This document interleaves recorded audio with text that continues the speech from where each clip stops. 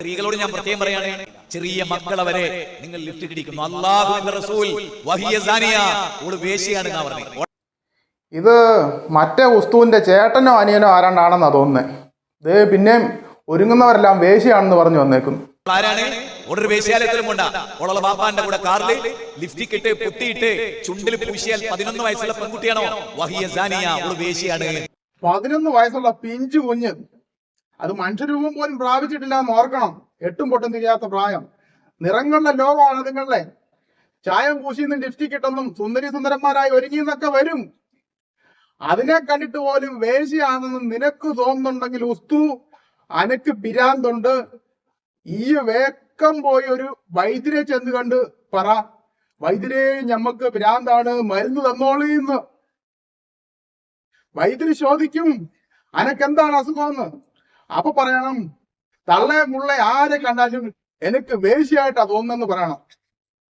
അനക്ക് ഈ മുട്ടനാടിനെ ഈ കണ്ടിട്ടുണ്ടോ? ഈ മുട്ടനാട് കൂട് പൊളിച്ച് കുഞ്ഞു ആട്ടുകുഞ്ഞുങ്ങളെയൊക്കെ ഉപദ്രവിക്കാതിരിക്കാനായിട്ട് അവർ 2 കയറിട്ട് നിർത്തും. അന്റെയും കെട്ടുപൊട്ടി നിൽക്കുക. അനക്കും 2 കയറ് വേണ്ടി വരുന്ന ഒത്തു തോന്നുന്നു. ഞാനല്ല എന്നോട് ദേഷ്യം പിടിക്കണ്ട. മുത്തു നബിയാ പറഞ്ഞത്. എന്തിനാ ലിഫ്റ്റിക്ക് അല്ല തന്ന ചുണ്ടില് ചായം തേച്ചെന്തിനാ? ഒസ്തു ഈ ചായം തന്നേക്കുന്നത് ചുണ്ടി തേക്കാനാ, അല്ലാതെ അരീസി തേക്കാനല്ല. അനക്ക് ചുണ്ടി തേക്കണത് പിടിക്കണില്ലാല്. ഈ മൂലമറ്റത്ത് തേച്ചോ? അന്റെ മൂലമറ്റത്ത് ചായം തേച്ചോ? എന്തിനാ ചോപ്പിച്ചത്? നല്ല ചുവന്ന ചുണ്ടാ. ആര് കാണാൻ? നാട്ടുകാർ കാണാൻ. വഹിയ സാനിയ, നാട്ടുകാർ കാണാൻ ഒരുങ്ങുന്ന ഒറ്റ വർഗ്ഗമുള്ള പെണ്ണുങ്ങളെ കൂട്ടത്തിൽ വേശ്യകൾ. അങ്ങനെ ആ നാട്ടുകാരെ കാണിക്കാനായിട്ട് ഒരുങ്ങുന്നവരെല്ലാം വേശ്യകളാണെങ്കിൽ ഈയും ഒന്നാം തരം ഒരു വേഷന.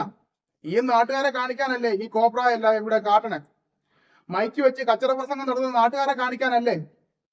അല്ലാതെ അനക്ക് തന്നെ കാണാനാണല്ലോ വല്ല ഗുഹയിലോ അന്റെ പുറയ്ക്കകത്തോ വെച്ചാ പോരെ. ബോംബെയുടെ തെരുവ് പോയി നോക്കിയോ? അവരൊരുങ്ങുന്നതിനാ, അവർ കൺമശി വെക്കണെന്തിനാ, അവരെന്തിനാ മുഖത്ത് പുട്ടിയിടുന്നത്, അവരെന്തിനാ വേക്കല് മുല്ല വെക്കുന്നത്? വരുന്ന കസ്റ്റമറെ ആകർഷിക്കാനാ. ഉസ്തു, നീ ദൈവത്തിന്റെ വലിയ ആളാ, പക്ഷെ നീ ഒരുപാട് തെറ്റ് ചെയ്തു.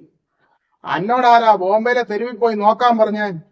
നീ നോക്കിയോണ്ടല്ലേ നീ ഇത്രയും കാര്യമായിട്ട് ഓർത്തിരിക്കുന്നേ? നീ അവര് പുറകില് മുല്ല വെച്ചതെന്ന് നോക്കി, നീ അവര് കൺമഷി ഇട്ടതെന്ന് നോക്കി, അവര് പുട്ടി ഇട്ടതെന്ന് നോക്കി. അതൊക്കെ എന്നാത്തിനാ നിനക്കറിയത്തില്ലേ? അവിടെ സ്റ്റേജ് കെട്ടി നാടകം കളിക്കാനാ. അനക്ക് നാണമില്ലേ ഈ വേണ്ടാത്തിടത്തൊക്കെ നോക്കാൻ?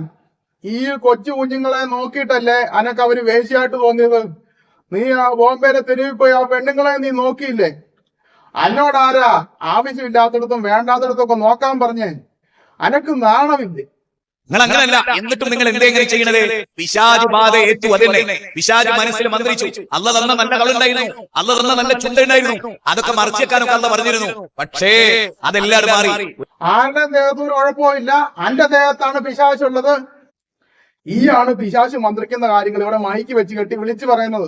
അനക്കും നല്ല 2 ഉണ്ടക്കണ്ണ് തന്നിട്ടുണ്ടല്ലോ, പിന്നെ ഈ എന്തിനാണ് ഈ സോഡാ തുപ്പി വെച്ചേക്കണത്?